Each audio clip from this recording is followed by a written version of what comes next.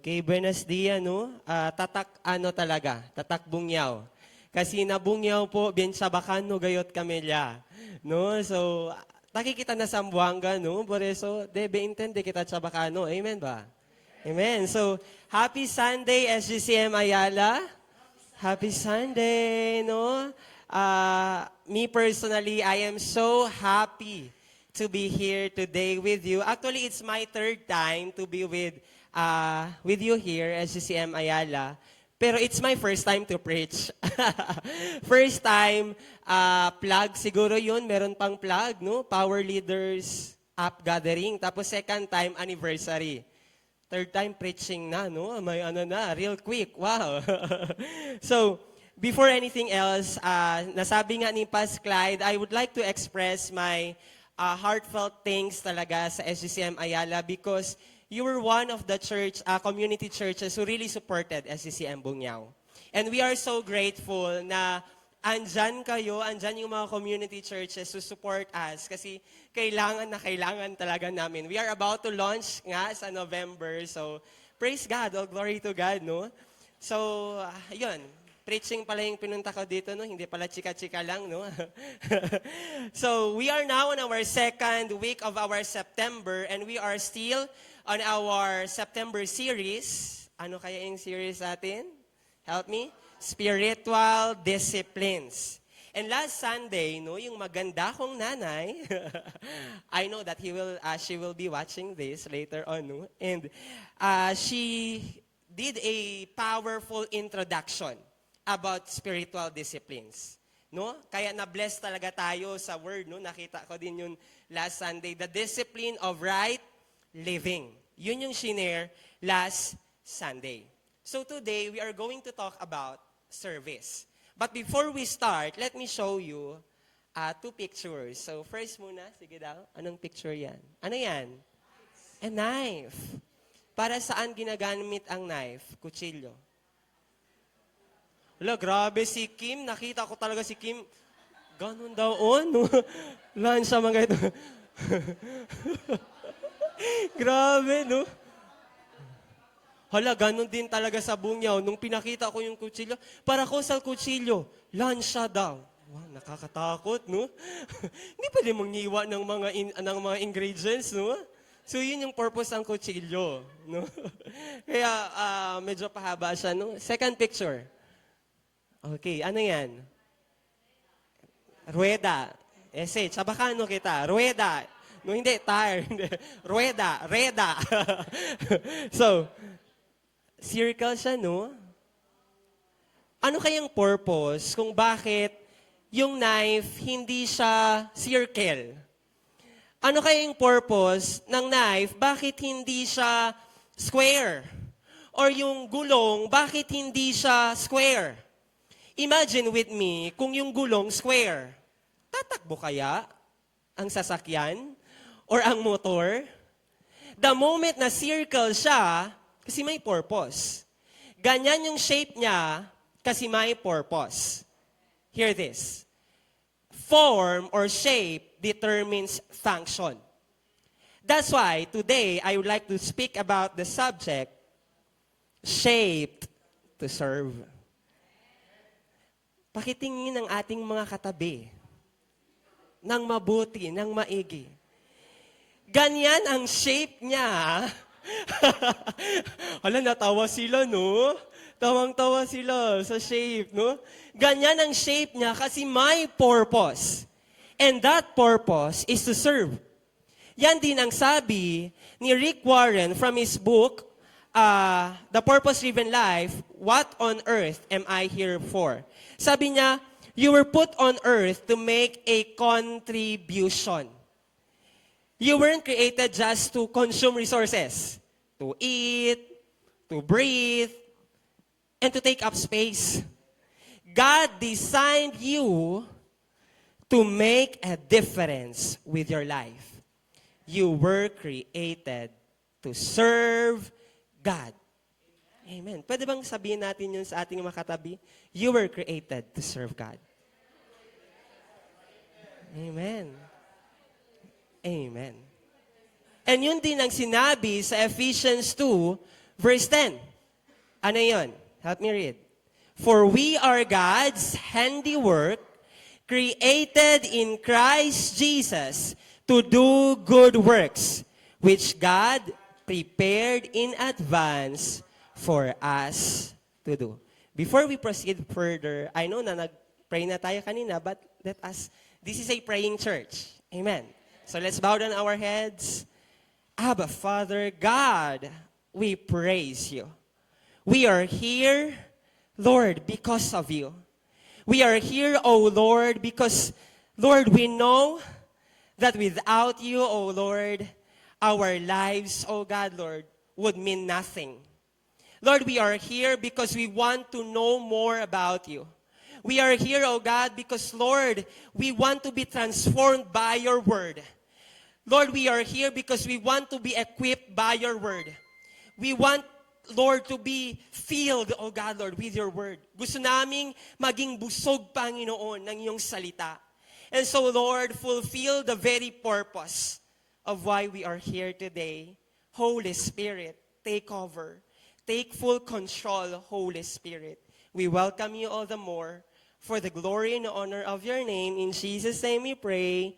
Amen. So we are created, or we were shaped to serve. So what does it mean when we say na we were shaped, or we are shaped to serve? This is a 6-point preaching. So, pasensya po talaga. So, pero I would really, yun bang i-hit yung mark na 40-minute preaching. Kasi 40 minutes man, no, na binigay. So, sige. So, kada isang letra, meron pong ibig sabihin. Yun po yung points natin. S-H-A-P-E-D. And wala na tayong time, we will proceed right away. Sa S, ano kayang letter S na yan? We are saved to serve. Saved to serve. I know that you love this verse, and you are very familiar with this verse kasi lesson 1 pa lang, natutunan na natin to. Ephesians 2 verses 8 to 10. For it is by grace you have been saved through faith. And this is not from yourselves, it is a gift of God, not by works, so that no one can boast. Yung kaninang binasa natin, for we are God's handiwork, created in Christ Jesus, to do good works which God prepared in advance for us to do. Highlighted words, by grace you have been saved. We know that very well. Alam natin na grasya lang ng Panginoon ang nakaligtas sa atin. Amen. Kaya ang theme nga ng Ayala is grace is enough. Right. Because we were saved by grace. No less, no more. And, hear this. Kaya ito talaga yung first point. Kasi kung hindi tayo saved, let's forget about service. Nag-start nung naging ligtas tayo. That's why we can serve. We were able to serve because we were saved in the very first place. Kaya ang sinabi, no, for we are God's handiwork, ni Apostle Paul, created in Christ Jesus to do good works. Yun din yung highlighted doon. And i-highlight muna natin ang word na handiwork. In other translations, sa NKJV, ang sinabi doon, workmanship. But either way, ang Greek word noon is poema. Poema. Anong ibig sabihin ng poema? No? Parang pomba, tula. Imagine kung paano nilikha ang isang tula. Sino ba dito yung mga poets talaga? Yung mga magagaling talagang gumawa ng mga tula, ng mga kanta, mag-compose, ganun. Di ba? In composing a song or a poem, grabe yung effort dyan. Grabe yung it is carefully thought. Grabe yung creative ability nila, no? So imagine that we were saved in such manner. For we are God's handiwork or workmanship. Ibig sabihin, we are the finished work. God put all of His creative ability when we were saved. Yun yung pagkasabi sa word na workmanship or handiwork. Yun yung kung paano tayo niligtas ng Panginoon. And, ang sabi pa, Ephesians kasi ito, no? Apostle Paul is addressing to the church in Ephesus. But, most of the scholars would say na wala talagang minention na sa church ng Ephesus yon nag-a-address. Ang mga tao na ina-address ni Apostle Paul are clear believers of the Lord. Pero walang minention na sa church ng Ephesus yon. Pero klaro na sa mga believers yon ng Panginoon. So, these words created in Christ Jesus, this refers to the believers or to the church, to the body of Christ. So you are part of the body of Christ. You are part of the church means you are created to do good works. You are saved to serve. Hear this. You are not just meant to be a recipient of God's grace, but you are also meant to be an instrument of God's grace. Hindi lang akal ta resibi kita el gracia di Lord, kundi keda kita instrumento, no? Del gracia del Diyos. Hindi lang akal resibidor lang kita.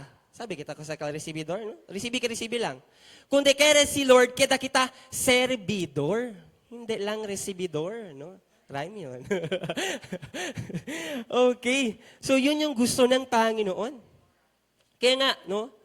Hear this. Hindi ko siguro nalagay dyan, no? We are God's good work, created to do good works. We are the good work of God, created to do good works. Yun eh. And 2 Corinthians 5 verse 15, just to add, and He died for all, that those who live should no longer live for themselves, but for Him who died for them and was raised again. So, sino ba to? Para kanino ba namatay si Jesus? Para sa atin. And tayo na nabubuhay ngayon, we should live for Him who died for us. Amen. Amen. No? And lastly, meron pa sigurong quote dyan para sa first point. No? Ito talaga yung nilagay sa puso ko ni Lord. No? Not all who serve are saved. Kasi hindi naman through service ang salvation. But all saved are called to serve. Hindi lahat ng naglilingkod ligtas. Kasi hindi yun yung salvation natin. Hindi yun yung kaligtasan natin. Pero lahat ng ligtas, naglilingkod yan. Amen. And isa pa, we have great joy knowing that we are saved. Diba? Masaya tayo, naligtas tayo. Amen. Yes. Masaya talaga tayo. But we have greater joy knowing that others are being saved. And that is through our service. Amen. Mas maligaya tayo pag nakikita natin yung mga friends natin, families, neighbors, nagiging ligtas din sila, hindi lang tayo. Yung nakakaramdam ng ligaya ng pagiging ligtas. Kundi yung makita yung ibang tao na ligtas din, what a great joy to see that sight. Wow. So, we are saved to serve. Amen. Are we ready for the second point? Amen. So, tapos na tayo sa letter S, proceed tayo sa letter H. Ano kayang letter H niyan? We are healed to serve. Wow, pinagaling ka para maglingkod. Matthew 8 verse 14 to 15, NKJV version. No? Sabi dyan, now when Jesus had come to Peter's house, he saw his wife's mother lying sick with a fever. So he touched her hand, and the fever left her. And she arose and served them. Wow, real quick. No? She arose and served them. In other translations pa, ang sinabi, with a high fever. Ay, hindi sa other translations, in other account pala, sa Luke 4. Sabi doon, with a high fever. Mas grabe yung intensity ng fever, no? And, no, a sickness in that time was a much bigger deal than today. Ibig sabihin, being sick meant you are isolated in their time. You are isolated from your role in the world. It means you're cut off from your neighbors, from your community, and from fulfilling your duties. So hindi yun yung may sakit ka lang, no? Yung nakakagala ka pa, yung mga ganon. Hindi ganon. Sa time nila, isolated talaga. Yung parang may virus, ganon. Hindi ka makakagalaw. This is the situation of the mother-in-law of Peter. And when Jesus saw that, He immediately healed the mother-in-law of Peter. And anong response ng mother-in-law ni Peter? She arose and served them right away. Hindi na siya naghintay pa, di ba, sa atin kasi, no? Pag siya pag-imperma, no? Espera pa, kwanto ano, kay baka ano pa to, maluya pa to, deskansa pa gayo to, numawanay to as trabaho, di ba? Sila kita taabla, no? Numawanay sale, mga dakel. But not in the case of the mother-in-law of Peter. When she received immediate healing, her immediate response was serving. She served the Lord and the disciples.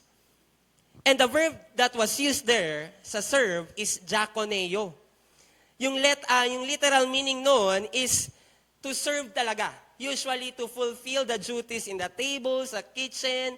Yun bang mabibigat na trabaho. Yun yung meaning ng word na diakoneo. And hear this, no? Serving is the best response of a person who received healing. And with that, no, I would like to testify, no, one member of our church, no, from SCCM Bungyao. Her name Tita Jenny Rose Francisco. So, nung wala pa sila sa church, grabe yung sakit niya, as in malala. Na to the point, pumupunta sila sa doktor, walang findings. Hindi talaga makita kung anong sakit niya. And pumupunta din sila sa mga albularyo, sa mga KD, quack doctor, no?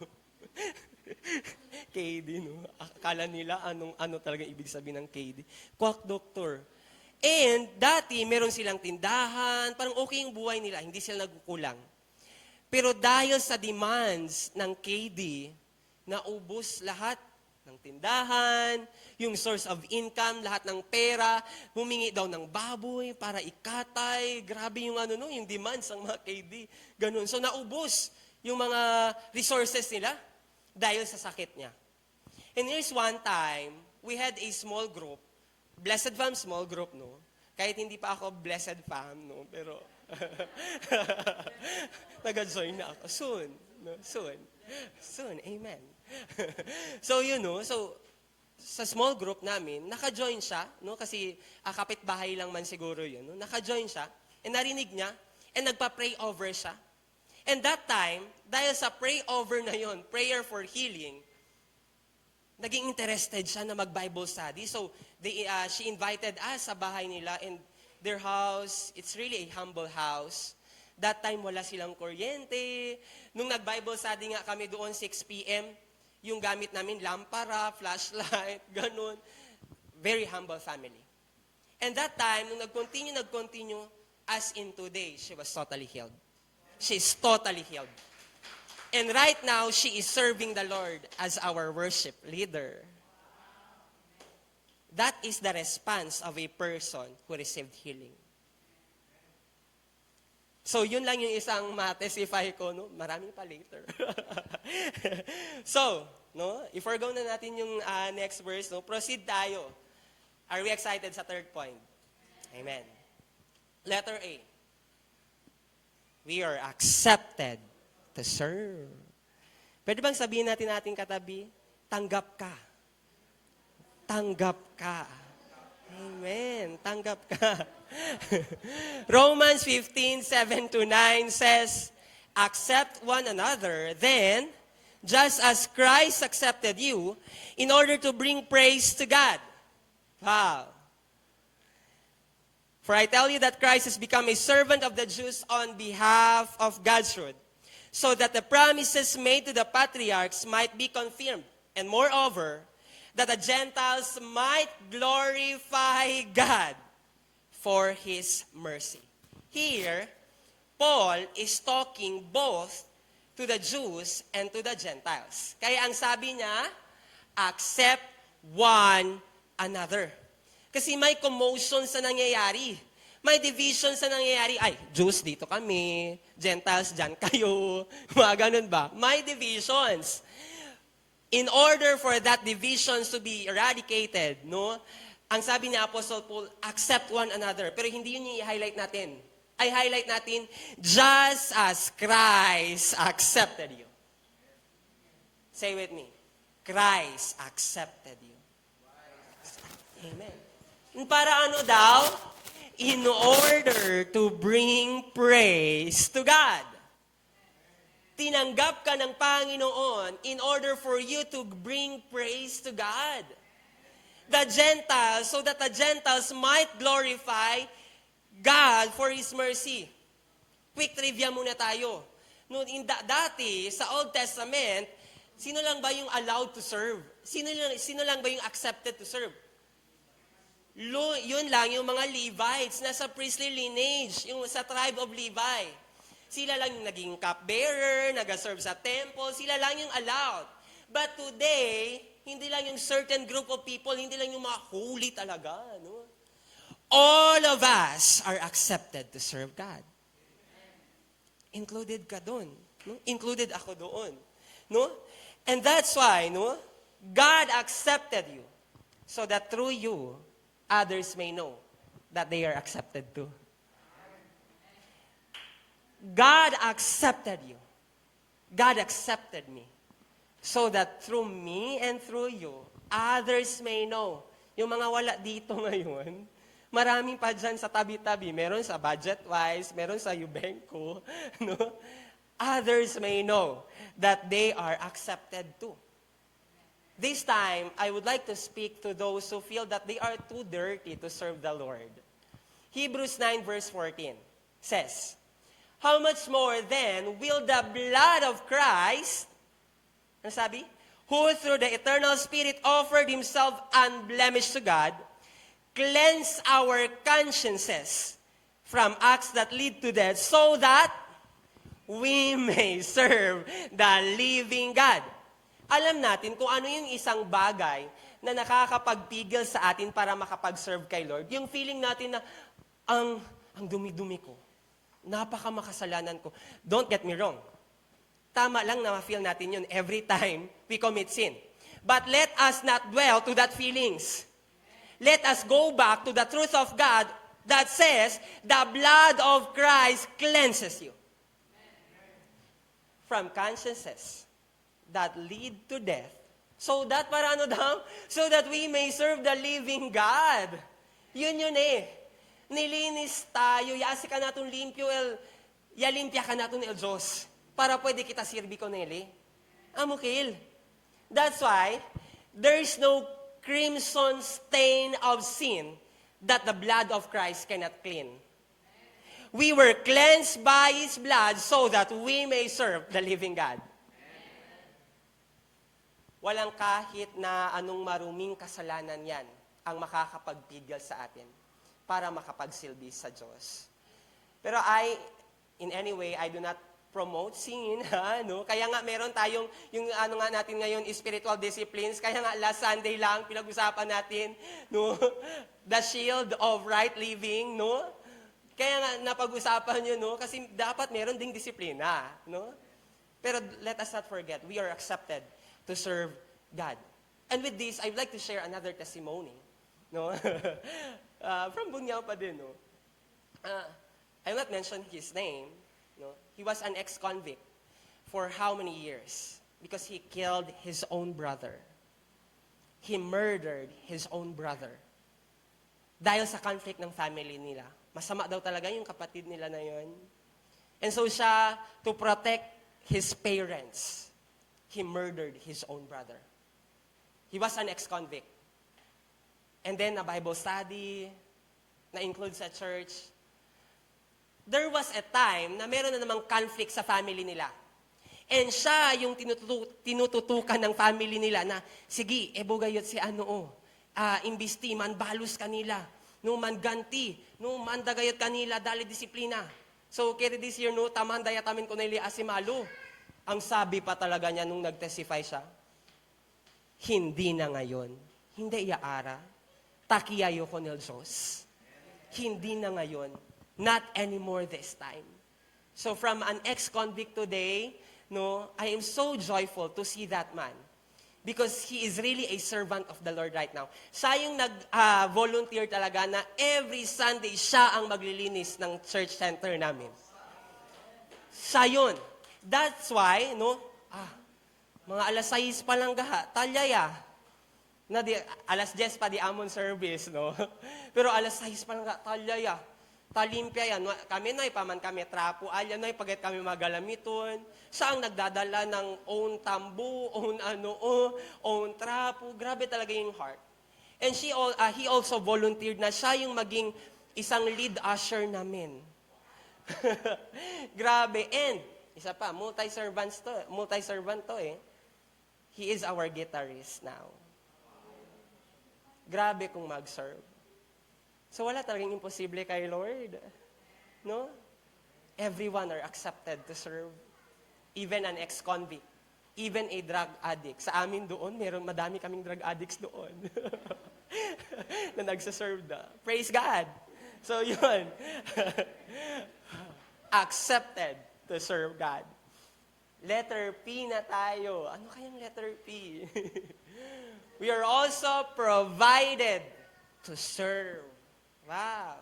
God provides. Amen. And when we speak about provision, yung pinaka na re-remember ko dito, yung Macedonian churches. It says in 2 Corinthians 8, verses 1 to 4, sabi pa doon, and now, brothers and sisters, we want you to know about the grace that God has given the Macedonian churches. In the midst of a severe trial, their overflowing joy and their extreme poverty welled up in rich generosity.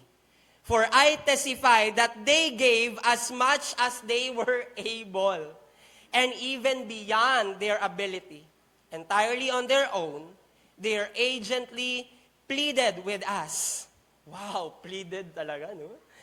For the privilege of sharing in this service to the Lord's people. Wow. Yun yung Macedonian churches. No? Hindi sila mayaman. They were running out of resources.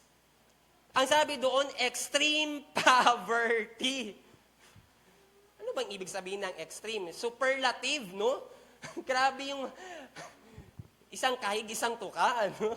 Yung mga ganon. Yun yung situation nila. But, imagine, they were so generous. Sabi ko kay Lord, bakit kaya? Bakit kaya ganon na lang yung generosity nila? Kasi sa first pa lang sinabi, anong sabi doon? Going back sa verse 1, about the grace that God has given the Macedonian churches. Ibig sabihin, natanggap nila ang grasya ni Lord. That's why, yun yung resulta. Kahit na they were so poor, they were living extreme poverty, they were still able to give. Because first and foremost, they received the grace of God. The grace of God was provided for them. And yung result, grabe yung generosity. They were provided so that they can participate in serving the Lord through giving. That's why pala, yung ating giving, it's part of our service to God. Yung pagbibigay natin, part yan ng serbisyo natin sa Panginoon. That's why yung contribution ng Ayala, malaking tulong talaga yun sa SGCM Bunyaw. Ngayon, meron na kaming speaker. Praise God. Wow. It's our joy talaga, no? So, yun. The Macedonian churches were provided by God's grace that they were able to participate in serving through giving. Hear this. Recipients of God's grace are generous givers. For those who receive God's grace, automatic, nagiging generous givers yan. Amen. And sa other side naman ng story na yun, no? Kasi nagbibigay sila in order to support the ministry. Paul were provided, no? Were able to serve continuously because God provided for him to serve. That's why na-continue ang ministry. Sa akin, no? I-testify ko lang din, no? Kung wala siguro yung motor na galing sa church, napakahirap mag-serve. No? Na-imagine ko pa talaga yung dati, no? Sa Sanggali kami. There was really a time, many times, hindi lang a time, no? Many times, I've been walking from Manikaan to Sanggali, but because of the motor, grabbing convenience. And it is through the generosity of the church too, na nagiging able ang mga tao to continually serve the Lord. So that's why, ang sinabi din sa 2 Corinthians 9 verse 8, no? And God is able to make all grace abound toward you, that you always having all sufficiency in all things may have an abundance for every good work. Now, let us notice, in that verse, ilang all ang meron dyan. No? Ang sabi dyan, all grace, meron ding always, meron ding all sufficiency, all things, and meron pang every good work. It occurs 5 times in this verse. All, everything, always, every, all. The repetition of all shows how infinitely God acts toward His own. There is no doubt that God will supply the needs of His people. That's why, no? Ang sabi dyan, the abounding grace of God is an invitation for man's abounding service. Yung abounding grace ni Lord, invitasyon yun ng Panginoon for us to abound in our service. The moment God is pouring out blessings, more blessings upon you, the grace of God is abounding in your life, that is an invitation, that is a motivation of the Lord for you to abound in your service to Him. We are all recipients of God's grace. And we are provided to serve. So yun po, ano? The more grace you receive, the more service you give. The more grace you receive, the more service you give. You are provided to serve. Ano na? SHAP na, no? S-H-A-P. Ano kayang letter E? Sige, letter E na tayo. We are also empowered to serve. Say with me, empowered. Empowered. Wow. No? Empowered. We're empowered to serve. 1 Peter 4, verse 10 to 11. Ang sabi pa, each of you should use whatever gift you have received, para na daw? To serve others. Klarong-klaro talaga, no? As faithful stewards of God's grace in its various forms. If anyone speaks, they should do so as one who speaks the very words of God. If anyone serves, they should do so with the strength God provides, so that in all things, God may be praised through Jesus Christ. To Him be the glory and the power forever and ever. Amen. Ano bang ibig sabihin ng empowered? No? Empowered is you have the authority. You were given the ability. Yun yung ibig sabihin ng empowered. You have given the power. You have given the ability, the authority. And the word na ginamit dyan sa gift, no? Sa Greek pa, it is charisma, no? Same word na ginamit sa grace na charis. Charis ba or charis? Yun, charis. Or charisma, no? And, ang sinabi dito, it means endowment kasi, no? Endowment, no? Of any kind, but especially that conferred by the Holy Spirit. That's why this gift, this was endowed to us by the Holy Spirit. Galing to sa Holy Spirit. And I believe that all of us, we may not have the same gifts, but all of us have received a special gift from the Lord. Amen. And so, anong purpose doon? Let us use that to serve the Lord. The gifts that we have received are meant to be used to give glory to God. God's gifts, God's glory. Gift ni Lord, glory ni Lord. Yan eh. So God did not only gave us gifts to serve Him, but hear this. Yung sunod na highlighted words dyan. But He also supplies strength so that we can serve Him. Anong ibig sabihin nun? Diba, kadalasan pag nagsaserve tayo, napapagod din tayo, nawawala yung lakas. Yung bang morning, no? Alam talaga ito ni Pascate. Yung morning, pag galing ka sa bahay, may strength ka pa talaga, pupunta sa ministry or what. Pero pag uuwi mo sa bahay, no, even sa mga nag-work, no, nawawala yung strength mo. Our strength diminishes. No? Kasi yun yung usual nature ng tao. Paubos ang strength. No, yun. But not so with us. Because always and always, God is providing His strength to us. Kaya yung sinabi nga, if I'm not mistaken, sa Psalm 84, ano yung sabi doon? They go from strength to strength. Kasi yung usual is from strength, meron pang strength, little by little, nahuubos ang strength. But for the people of God, hear this, we will go from strength to strength. God is our fountain of strength.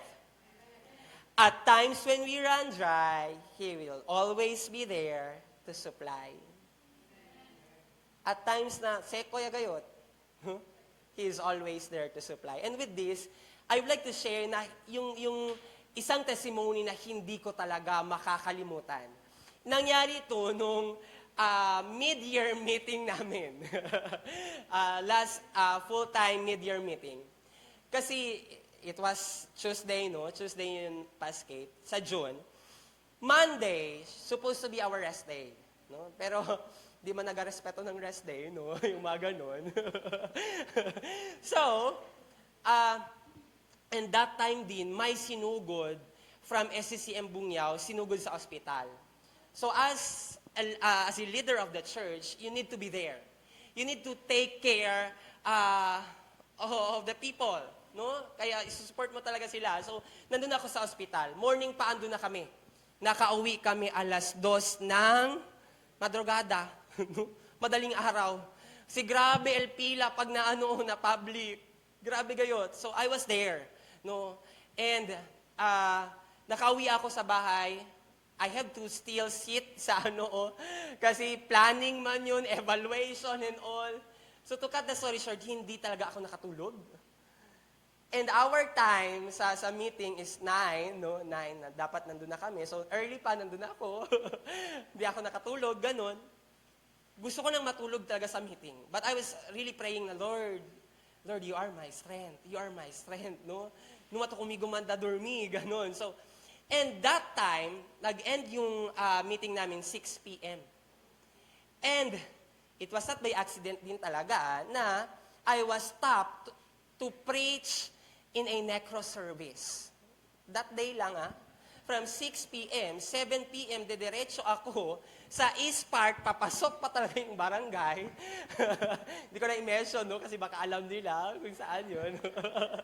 So, papasok pa talaga, malayo pa talaga, no? Sa East Park na from SCCM Main, yung family na namatay. Ako yung tinap, no? And, praise God, no?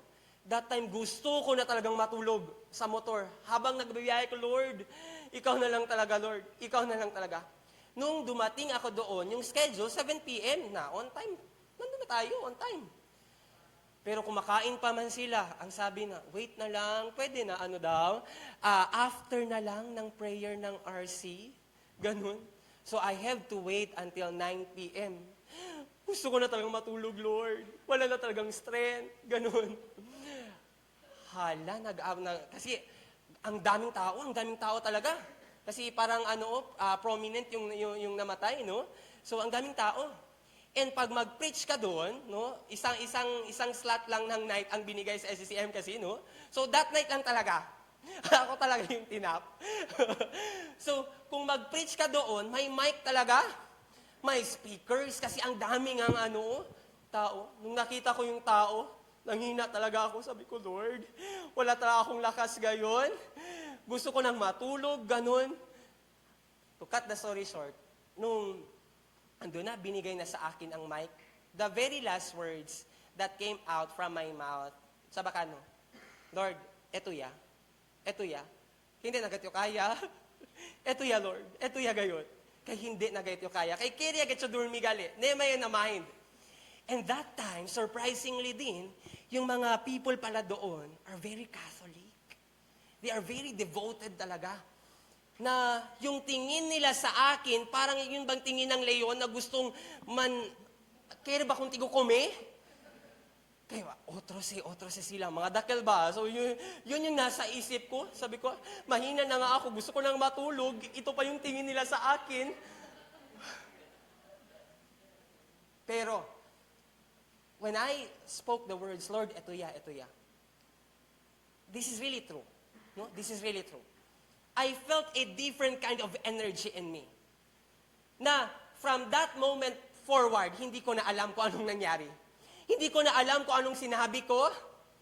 But what I can see was people agreeing, saying amen to the preaching.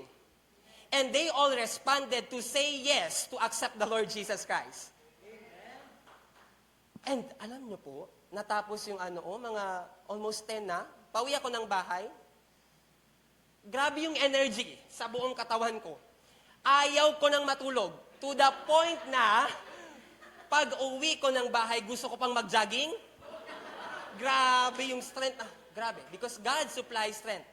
To cut the story short, hindi pa ako umuwi ng bahay. Naggala pa ako.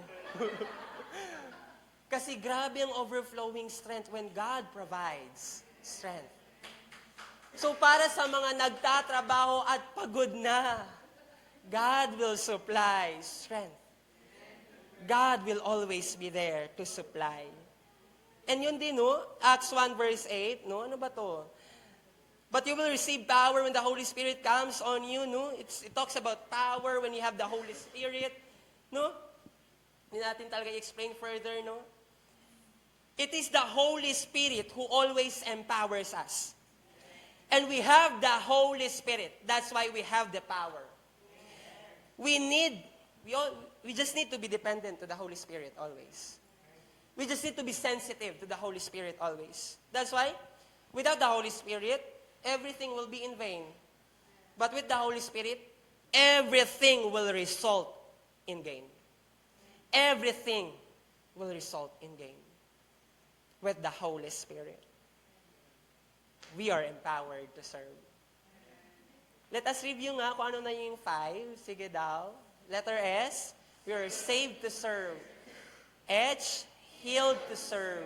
A, accepted to serve. P, provided to serve. E, empowered to serve. And lastly, letter D, we are directed to serve. Ano tong directed to serve? Deuteronomy 10 verses 12 to 13. Ang sabi pa ni Moses, and now, Israel, what does the Lord your God ask of you but to fear the Lord your God, to walk in obedience to Him, to love Him, to serve the Lord your God with all your heart and with all your soul, and to observe the Lord's commands and decrees that I am giving you today for your own good. Now, let us look at the background. Bakit sinabi to ni Moses? And now, parang conclusion naman to. Because this was the time, the people were being prepared to enter the promised land, Canaan. Wow, slang yun. Canaan. So, they were being prepared to inherit the land, Canaan. And Moses was saying to them, even before dito sa chapter 10, sa chapter 9 pa lang, ang sabi ni Moses doon sa kanila, Moses was imparting a critical teaching to the people of Israel. Ang sabi niya, do not think, no, hindi man talaga ganito is specific yung words niya doon, but you can find there yung message na do not think that you are inheriting the land because of your own faithfulness. You are just entering the land of Canaan because of the unfaithfulness of the surrounding nations. You are just entering the land of Canaan because of the constant intercession of Moses and because of the faithfulness of God. Yun yung preaching or teaching ni Moses sa mga people of the Israelites. Na hindi kayo papasok sa promised land dahil faithful kayo. Hindi kayo papasok sa promised land kasi mababait kayo, obedient kayo, ganyan. Papasok lang kayo dahil faithful si Lord. Papasok lang kayo dahil masasama ang mga tao doon. Papasok lang kayo dahil nag-intercede si Moses. Yun. That's why they are entering the promised land, Canaan. And ito yung conclusion ni Moses sa kanila. And now, dahil unfaithful kayo, ito na yung conclusion ngayon. Dahil papasok na kayo sa Canaan, what does the Lord your God ask of you? Fear the Lord your God, to walk in obedience to Him, to love Him, and to serve the Lord your God with all your heart and with all your soul, and to observe the Lord's commands and decrees that I am giving you today. Can we highlight the last 4 words? Anong sabi dyan? For your own good. Wow. So yung pagdadirect ni Lord sa mga tao to serve Him, it's not for the good of the Lord. It's not for the good of others, but it is for their own good. The Lord directs us to serve Him. It's not for the good of the Lord. Because the Lord doesn't need anything from us. Yun yung sinabi din kanina sa tithes pa lang siguro, no? The Lord doesn't need anything from us because He is an infinite being. Wala siyang kailangan sa atin. But why does the Lord directs us to serve Him? It is for our own good. It is for our own good. And hear this. Nakapasok lang sila dahil faithful si Lord. The best response to the faithfulness of God is to serve Him with all that we've got. Ang pinaka-best response sa faithfulness ni Lord sa mga buhay natin, isang paglingkuran siya. Ng buong kaluluwa, ng buong puso, ng buong lakas na meron tayo. Yun. Yun yung pinaka-best response sa pagiging faithful ni Lord sa buhay natin. Yun. And hear this. Someone who loves, hindi siguro nalagay dyan, doesn't serve as a servant. But he serves, or he or she serves as someone who is in love. Hindi ka nagsiserve dahil servant ka, dahil kailangan mo. You serve because you are in love with the Lord. Amen. Are we in love with the Lord? Amen. And for our conclusion, I would like to share, ako na naman, testimony. When I was still a student, no, I was saved sa fisheries, the SCMST po, no, in way back 2015. So, nung last August 22, I celebrated my 9th anniversary with the Lord. That time, no, pumalakpak kayo, no, unfaithful po ako. That time kasi, when I was saved, no, meron akong parang quote na pinaniniwalaan. Although saved na ako, nasa church na ako. Sabi ko pa talaga, no, kasi seeing the servants there, no, sabi ko pa talaga, I don't want to be active in the church.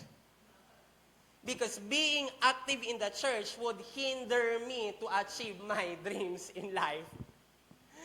Yun yung pinaniniwalaan ko talaga. Kaya sa totoo lang po, ayaw ko talagang maging pastor. Sa una yun.